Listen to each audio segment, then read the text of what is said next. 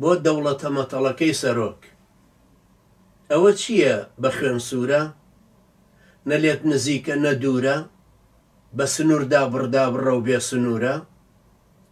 ئەوە چییە نە لەوێ ناوی ئەهێنن نەوجودی هەیە لێرە، وەکوی هەلکەی کەڵەشێرە، نەباریکە نە ئەستورە، بن ئەشکەوتە تاریکە و سەرچاوەی نورە. لەلای ئەمیان خەیاڵ و خەونی شاعرە و لەلای ئەویان عەلوەیە هەڕاجی تورە. ئەوە چییە سیاسی بۆی دەبن بەداش، پێشمەرگەش بۆی ئەبێ بەجاش. هەموو جنود بیلا حدود، مەلاش ئەڵێ مجاهیدی وەلی ئەمرن، خوایە تۆش لێیان ببوورە. خۆ ئەمە ئەی ڕەقیب نییە، ئەم سرودە، ئەمە مژدە سواوەکەی کاک مەسعودە.